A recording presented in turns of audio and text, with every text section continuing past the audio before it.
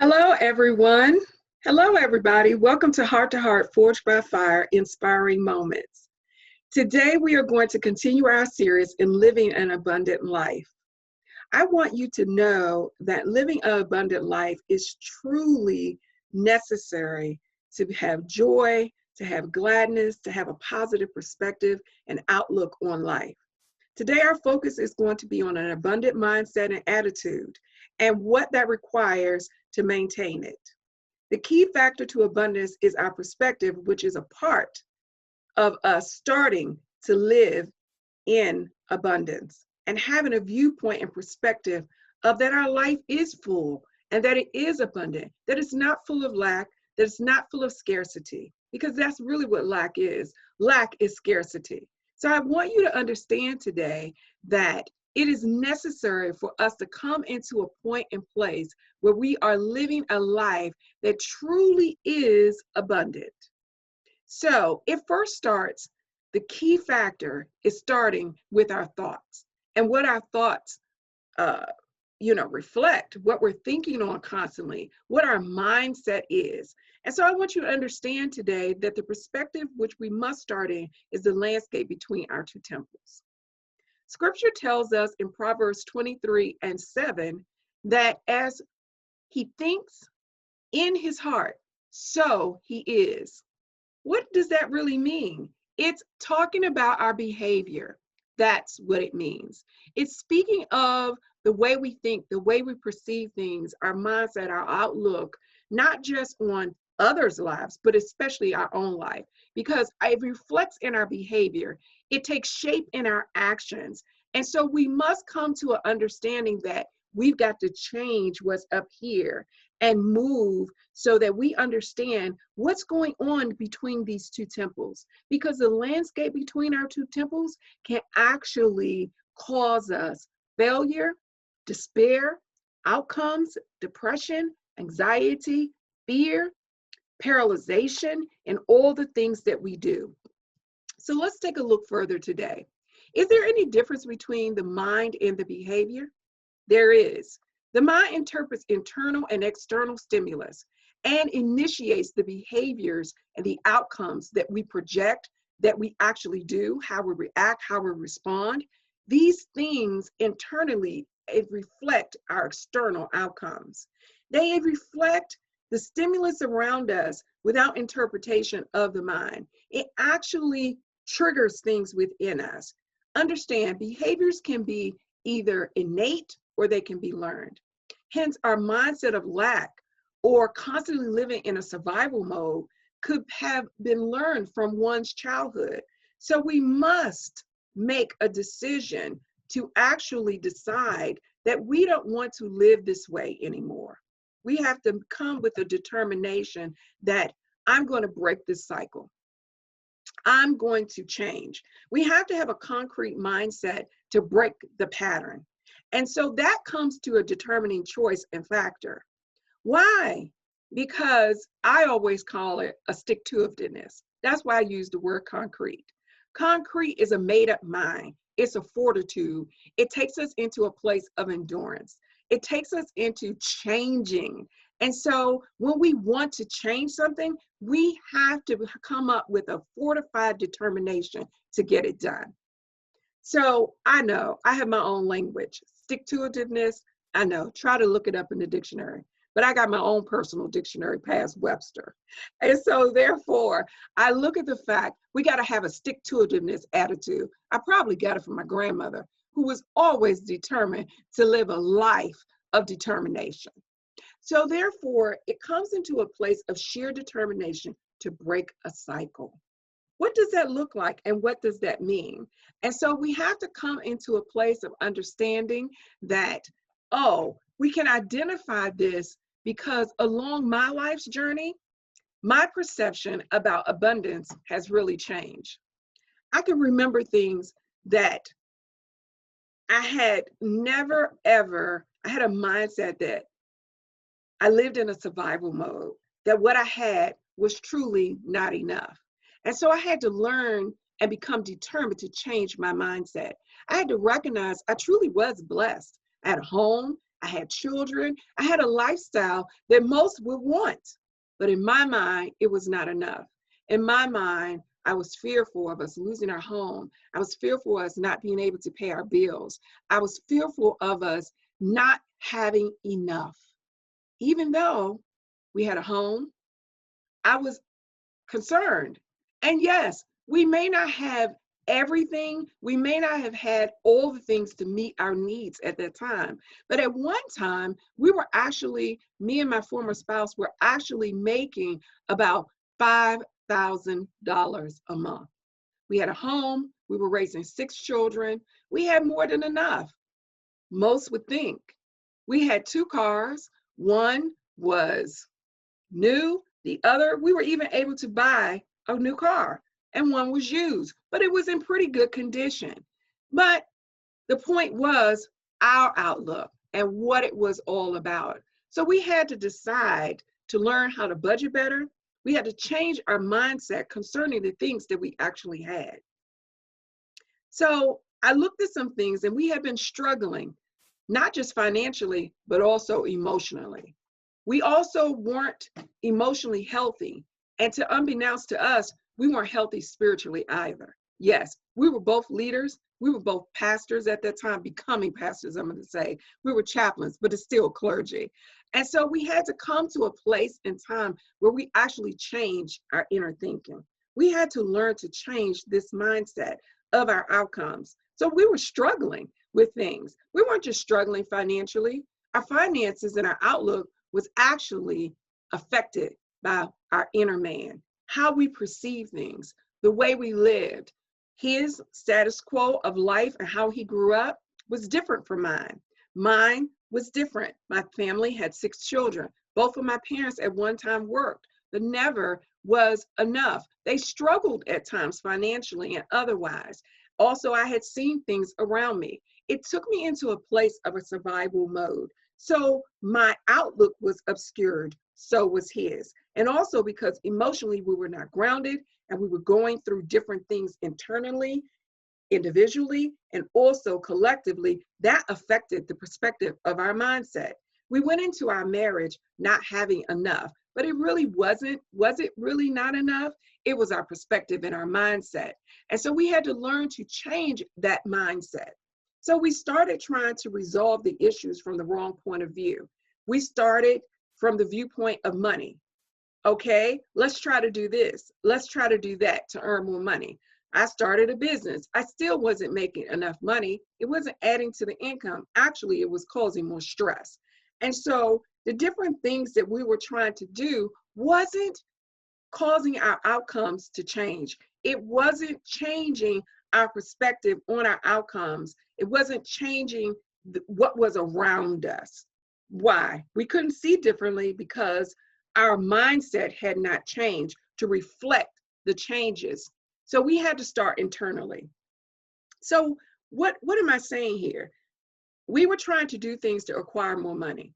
We started off with our finances, but the true problem, as I said, was our mindset. We saw the true reality. We needed to change inwardly before anything outside of us and our true reality or present would ever change. Unfortunately, over time, this state of mind and state of being began to affect our joy, our happiness. It took us into distress, and eventually we ended up divorced. Why? Because that lack perception eventually spread over into our relationship, that it wasn't enough also. We stopped overcoming together, and eventually the lack spread through the effect, even in our closest relationships. So it came to a place in time where it was impacting us. And guess what happened? Then, therefore, when we came apart, it caused more financial despair. And so we came into a place, or I came into a place, where I had to change my thought pattern. The first thing started in my tumultuous divorce was I was upset. But why was I upset? Did I want to continue to live this way? Did I want to continue to live the type of lifestyle that I had? No, I wanted to change. I wanted to change. Why is this happening? Yes, I'm hurt that we broke up, but I want to do better, and I want my children to do better. We had the principles of how to have an abundant life, how to have peace, but it was more focused in on income more than actually living a life of peace and abundance inwardly. So the first thing the Lord dealt with me was fear about finances. I had to learn to change my perspective. As I stated, in Proverbs, the scripture tells us in 23:7, whatever a man so thinketh, he is. That outcome affects our behavior. Our mindset does challenge us in our behaviors. And so my behavior was the fear. It wasn't a fear of really being divorced. Yes, it did hurt, but that two income, which was holding us up, when it began to unravel and come apart, I was like, whoa, hey, I've got to shore up things. Now I've got to pay the mortgage by myself. I've got to pay these bills. I've got to provide for the kids. I. Instead of God will help me. He's Jehovah Jireh. He will provide for me, not only me and my kids, but also my former spouse. And so things begin to unravel. Yes, sometimes circumstances push us into a place of change. I had already, some years back, started to change because I got tired of living paycheck to paycheck and saying, wait a minute, we earning $5,000. Why don't we have money at the end of the month? Why don't we have savings? Why is it that we got bills here and bills there? Why is this paralyzing us, overwhelming us? Why are you having to work so much and do so much overtime? I wanted things to change. It just pushed me even harder to change even more. Unfortunately, when it came to the place where we ended up divorcing, and that wasn't the only reason why we divorced, there were many other factors that caused us to have to come where we had to part ways. However, the one thing that we're focusing on today, like I said, is mindset and attitude. And so therefore, we have to come to a place where we truly want to change. Sometimes our mindsets in scarcity narrows our view. It even affects our time and our schedules, causes us to make impulsive, short-term decisions that increase our difficulties long-term. Yes, that's just one thing. As I said, there were many factors that caused us to have to go our separate ways. We get along fine now and everything, and we both change. And I believe both of us have a different outlook as far as it comes to finances, but it's not just finances. We also have a different outlook concerning many things. One of my outlooks is the fact that I don't allow my time frames to pressure me anymore.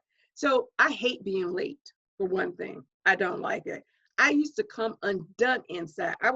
Anxiety would start up and I would end up just unravel and barely able to focus if I was late. Example for today, I was late recording, but I said, no, I'm going to press through. The reason is the last couple of days, I hadn't been feeling my best, but guess what? I got on ball. I was working, doing stuff during this week, thinking about what are we going to talk about today? How are we going to continue our series? So it was on my mind from the last recording. How are we going to continue? What is going to be prevalent? What is going to be pertinent for somebody and impact somebody's life? And so I had to press through. I almost rescheduled the recording, but it was like, no, stay diligent, stay firm, stay focused.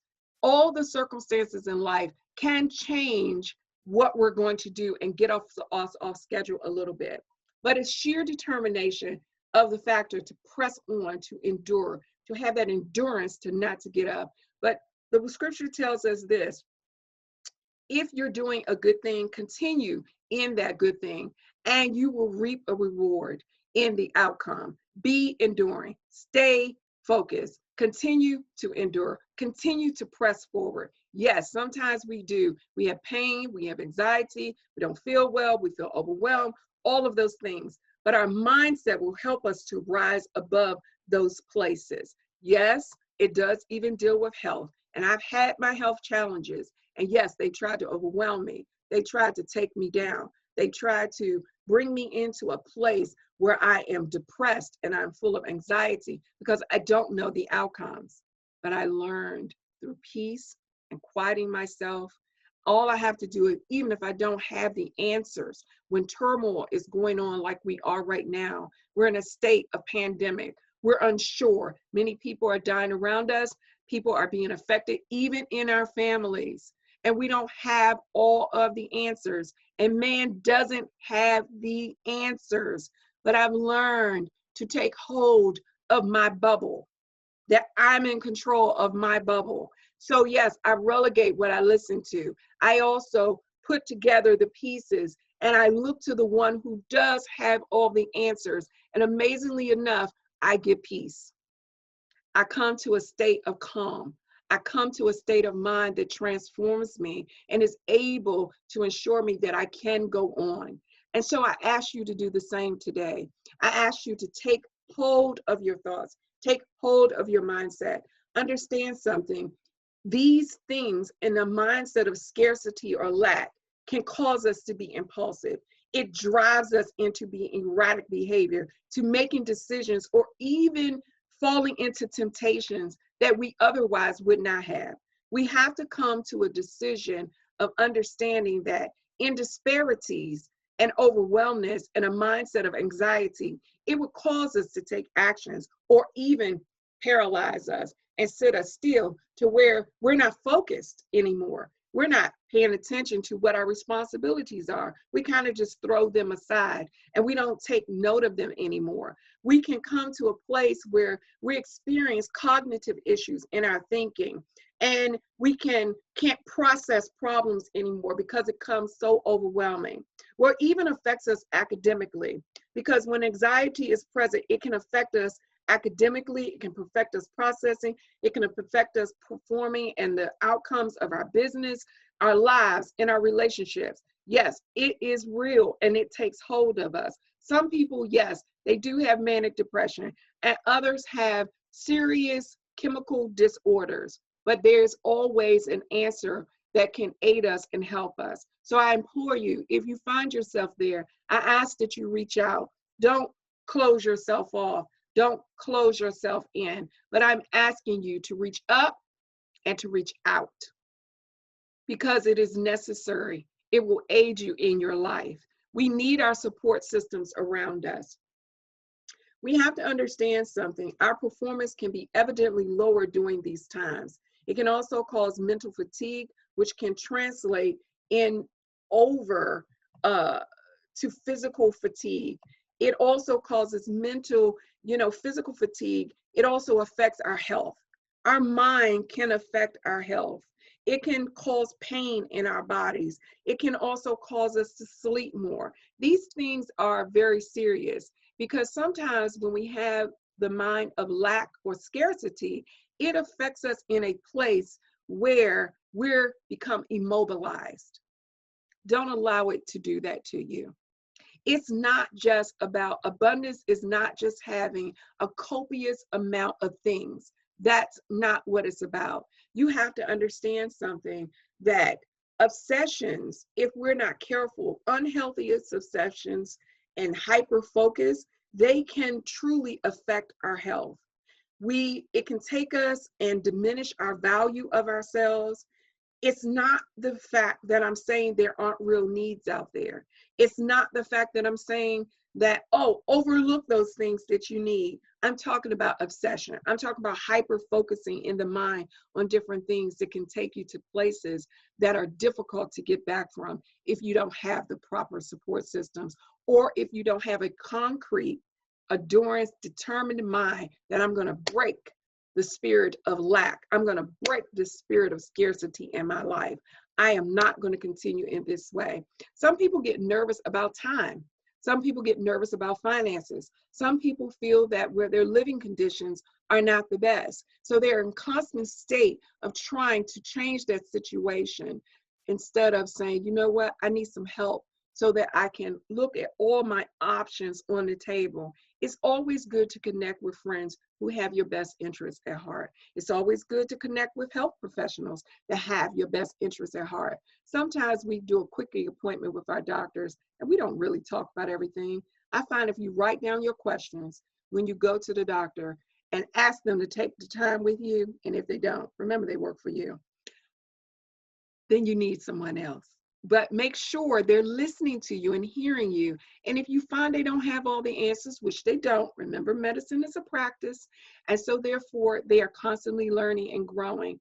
But if they can't refer you to someone, do the research for yourself or get your support systems together to aid you so you can find those things out, so you can find the things that you need.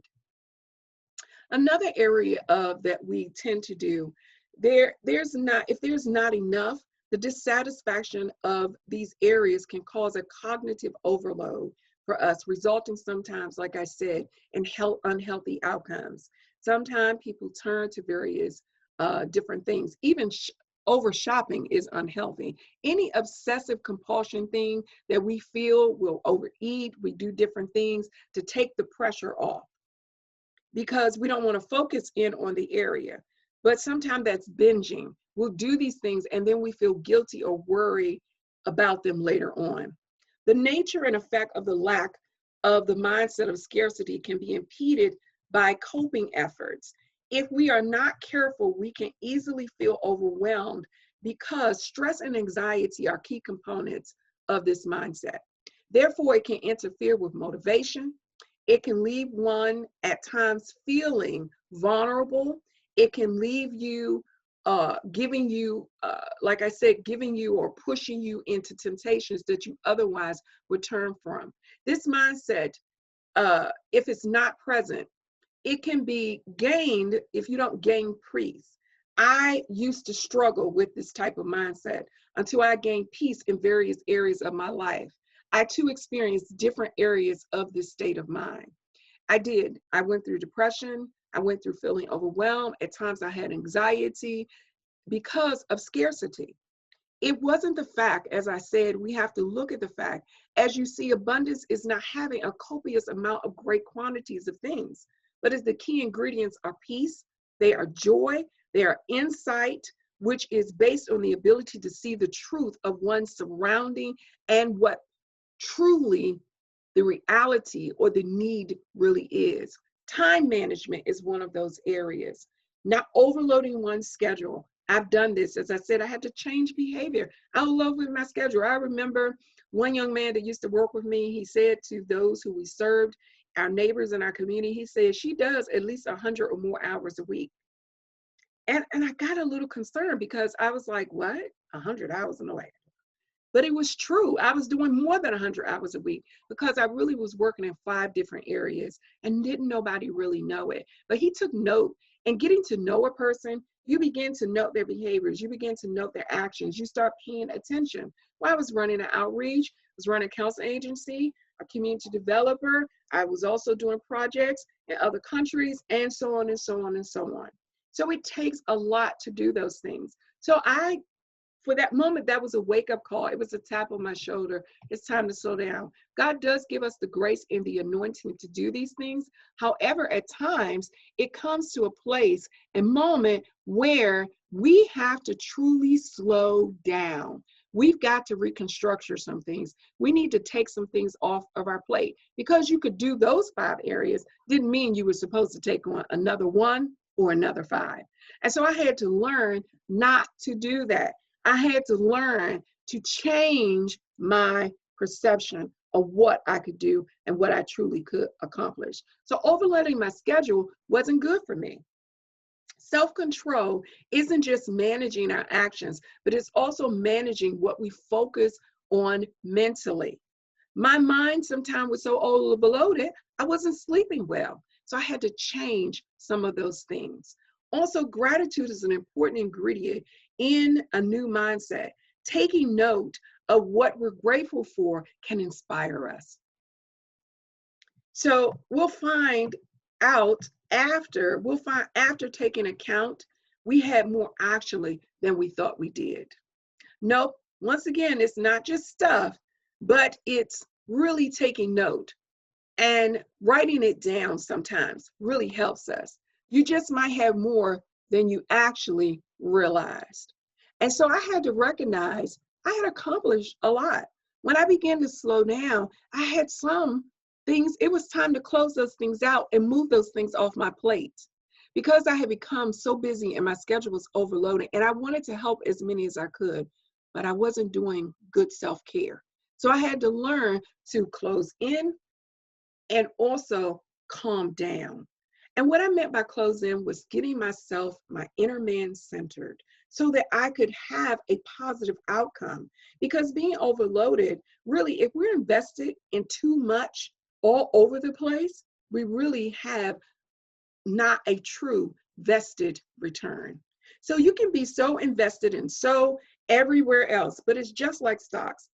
My portfolio can be just so diversified, but it depends on what I'm invested in, which will get me a good outcome and a good return.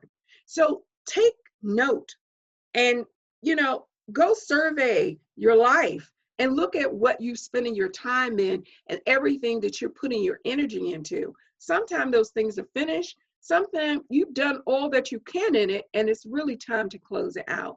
In other areas, maybe you need to take that energy that you were putting over here and put it over in this place of project, because that will have a greater outcome for you. So at times we do need to slow down just enough to survey on our place exactly what it is that we have, what are we vested in, where is our time and energy invested, and what should we close out? What should we step back from? What should we say no to? And understand, I always say this, my no's come with a period. That means this: I don't have to give you an explanation. Grace gives you an explanation. Sometimes, yes, it is good to explain, but understand, don't put yourself in an imposition that saying no also means you got to over explain everything. You don't have to do that. Understand something. When I change my thinking, my actions and my approach change. I begin to prosper in health, relationships, business, financially, and especially in my inner man change. I grew emotionally. My emotions begin to balance themselves. My response and reactions to things and people and their actions began to change. My outer life changed for the better. So you see, it's all about taking stock around what's going on around us. Tell me, how's your inner life affecting your outer life today? I want you to settle down a bit and take note of that and include your emotional state, include the things that you're thinking on. Tell me what your feelings are. What type of feelings are you having? I want you to write them down for yourself. Yes, I'd like you to start a journal. I love journaling. And if you're not used to and you're not a writer, then hey, all these apps on our phones, even our little notebook allows us to record. So talk into your recorder, do a voice recording on your phone. Take note of how your mindset and what you're thinking on and your emotional state is affecting your outer life. Take note of that. And the reason why I want you to grasp that is because I want to talk to you about doing some changes. Finally, let's look to some steps that can help us change from a mindset of lack and scarcity to one of abundance. Practice gratitude. Deliberately focus your mind on what is good about your life. Include those who support you. What are you grateful for in your community or your neighborhood? Is there a sense of community around you? Now understand, this isn't just outward and your neighbors next door to you, your neighbors across the street or up the way or around the corner, but your neighborhood grocery store, maybe your cleaners, maybe your laundry, maybe your delivery service. Also, your family is your neighbors too, your friends, those who you constantly are around. That's your community. How is that thing really affecting you? What are your achievements? Note them down. What are some of the achievements that you actually have done? How's your health? Are you satisfied with your health right now? If you're not, what steps can you take to change it? There's always something that we can do. And your achievements. Would you like to achieve more? Do you want to go back to school? Do you want to earn a certificate? Do you want to begin to do some different things? Look into it. Research it out. Life is not over for you, but it's just a beginning. And this time that we're on a state of emergency and we're on self-quarantine, this is a great time for someone to discover who they are. Discover some of the things you like, some hobbies, some things of that nature that will take your mind from this place. Work on your inner man. Work on your emotional self. Become emotionally mature so that you can be spiritually mature. Let me ask you, how's your finances? If you're not satisfied, what steps can you take to change your financial forecast? I started doing some different things too. I looked over some things, and in the last couple of years, I made some changes.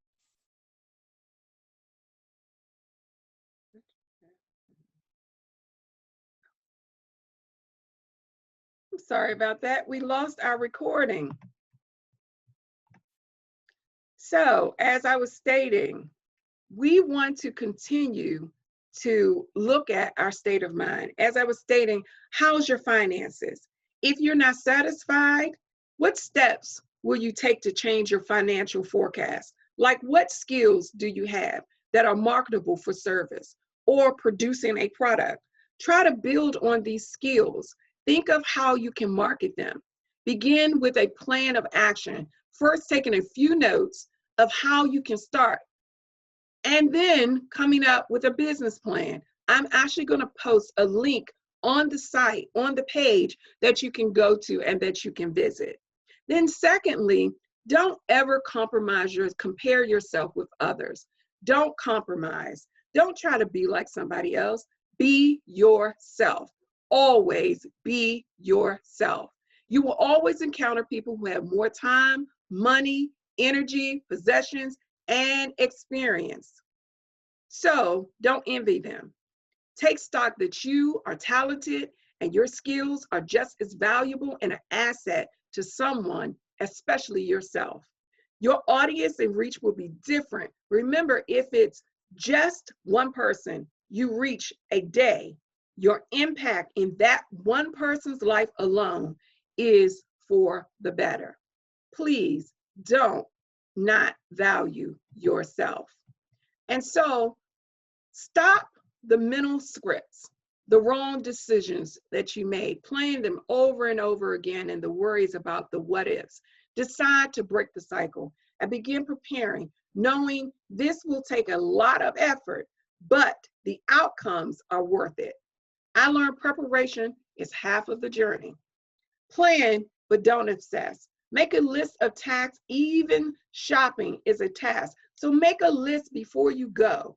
It saves time, it saves energy, it saves money, unnecessary spending, which can then take you backwards into the whys and the worries. Use a planner, schedule appointments, and manage your energy by not overloading yourself with appointments, tasks, and daily chores, and the huge list of to-dos. Don't be greedy. When resources are scarce, people get competitive because they think that more for somebody else means less for them. That is so untrue. And so therefore, in fact, when you give out or you help somebody else in any area, you actually get a feeling of gratification, and you actually receive more than you could measure physically.